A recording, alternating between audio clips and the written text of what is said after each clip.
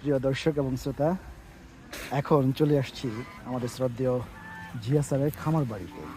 আজকে জিয়া স্যারের এই খামার বাড়ি ঘুরে ঘুরে আপনাদেরকে দেখানোর চেষ্টা করবো। প্রিয় দর্শক এবং শ্রোতা, আশা করি ভিডিওটি না টেনে সাথে থাকবেন এবং ভালো লাগলে ভিডিওটি শেয়ার করে দেবেন। কি চমৎকার রাজহাঁস দেখতে পাচ্ছেন, রাজহাঁস পালে পালে রাজহাঁস ছুটোছুটি করছে। জিয়া স্যারের এই খামার বাড়িটিতে আপনি যদি আসেন একবার, আপনার চোখ জুড়িয়ে যাবে। কত সুন্দর ফুল গাছ, আর দেখতে পাচ্ছেন এই ফুল গাছ ও ফল গাছে পানি দেওয়ার জন্য স্যার ডিপ ওয়াটারের ব্যবস্থা করেছেন। বাহ, পুকুরে হাঁস সাঁতার কাটছে আমাদের সাথে। আমাদের সম্মানিত জিয়া স্যার তার খামার বাড়ি ঘুরে ঘুরে দেখাচ্ছেন।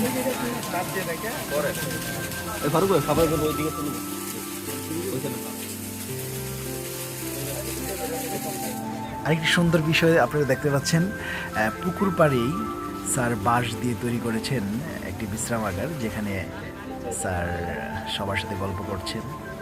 এখানটাতে অনেকগুলো ফ্যান রয়েছে, আবার টেলিভিশনের ব্যবস্থা করা আছে। দারুণ লাগছে। খামার বাড়িতে যা যা থাকা দরকার সব কিছু রয়েছে।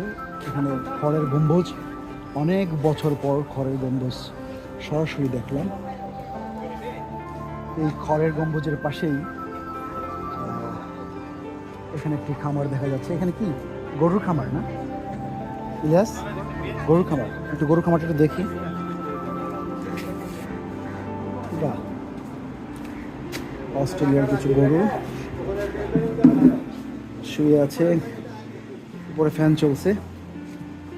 এখানে গরুর খাদ্য, সম্ভবত এগুলি খড় ছোট ছোট করে টুকরো টুকরো করে এই গরুদেরকে খাওয়াইতে হয়।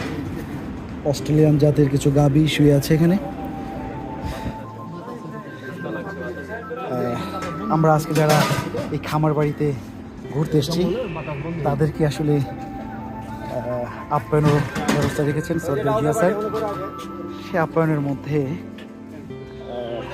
যে আইটেমগুলো থাকছে সে আইটেমগুলো এখানে অনেক রকমের খাবারের ব্যবস্থা করা হয়েছে। বট গাছের নিচে কি সুন্দর ছায়া, সেখানে রয়েছে সবজি, ডাল এবং সাদা ভাত, সেই সাথে রয়েছে গারলের মাংস। চমৎকার একটি দৃশ্য।